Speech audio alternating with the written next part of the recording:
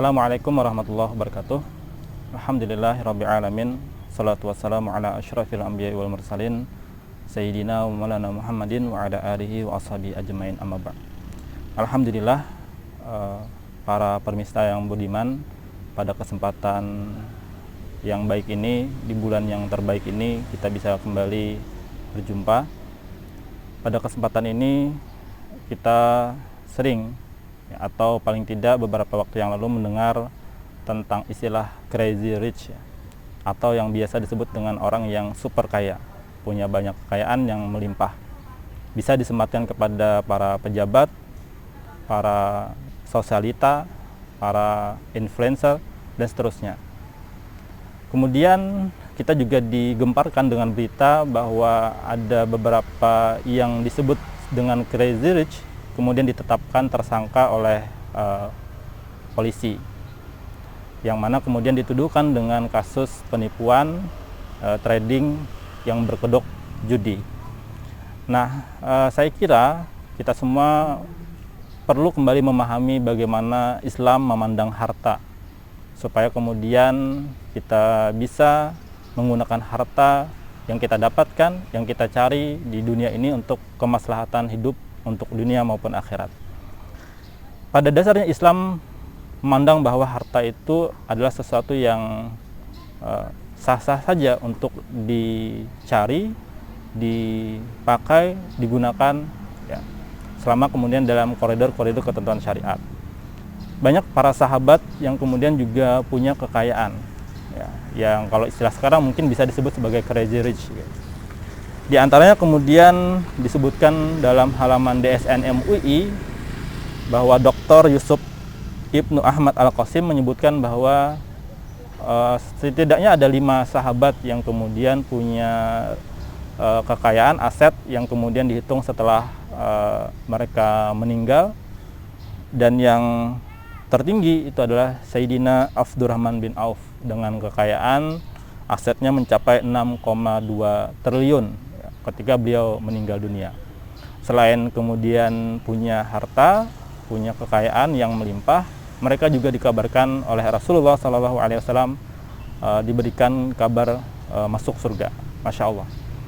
Bukan hanya sebagai crazy rich, tapi juga diberitakan masuk surga. Nah, Profesor Dr.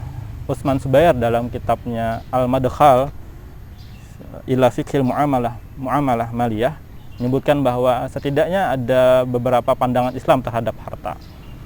Yang pertama, harta itu pada hakikatnya adalah milik Allah Subhanahu wa taala. Sedangkan manusia adalah wakil atau pengelola harta yang kemudian Allah titipkan kepada manusia itu sendiri.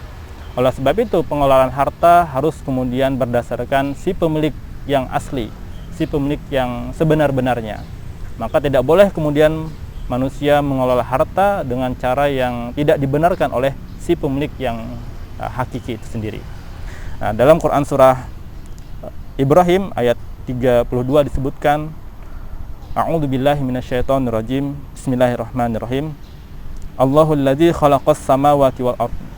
Kemudian juga dalam Quran surah Al-Maidah ayat 17 disebutkan, Walillahi mulkus samawati wal ardi wa ma bainahuma.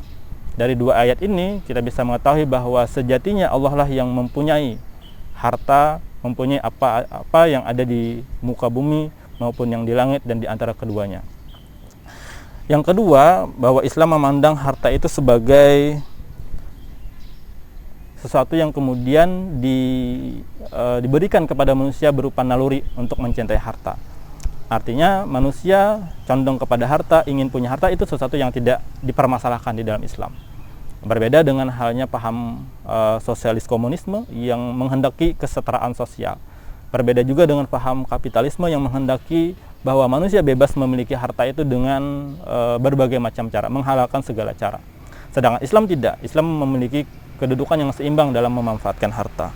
Nah, inilah berbedanya Islam dengan paham-paham yang tadi. Yang ketiga, bahwa Islam memandang bahwa harta itu sebagai bagian dari pondasi kehidupan manusia. Artinya harta tidak dikesampingkan untuk kehidupan manusia, bahwa harta itu memang diperlukan untuk manusia dalam rangka menunaikan kegiatan-kegiatan atau aktivitas dalam hal beribadah kepada Allah Subhanahu wa taala seperti membayar zakat, bersedekah, berwakaf, bahkan menunaikan haji. Kemudian yang keempat, bahwa harta itu dianggap sebagai wasilah atau sarana, bukan sebagai tujuan. Bahwa tujuan hakiki manusia ada di muka bumi adalah untuk beribadah kepada Allah Subhanahu wa taala. Dalam Quran surah Az-Zariyat disebutkan, "Wa ma khalaqtul jinna wal insa illa liya'budun." Bahwa Allah menciptakan manusia tujuannya adalah semata-mata untuk beribadah kepada Allah. Nah, maka posisi harta itu sebagai wasilah, sarana untuk mencapai tujuan, yaitu beribadah kepada Allah. Kemudian yang terakhir, bahwa Islam memandang bahwa harta itu dikumpulkan ya tidak semata-mata untuk dikuasai, tetapi kemudian akan dipertanggungjawabkan kelak nanti di akhirat. Ya, bahwa kemudian dia mendapatkan bagaimana caranya, kemudian dibelanjakan kemana, itu yang nanti akan dipertanyakan nanti di kelak di hari kiamat.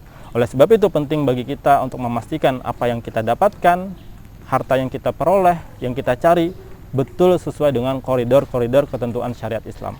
Kemudian yang kedua, memastikan bahwa bagaimana cara kita membelanjakan harta juga sesuai dengan koridor-koridor syariat Islam. Dengan begitu, ketika kita ingin atau bercita-cita menjadi seorang crazy rich, ini tidak masalah.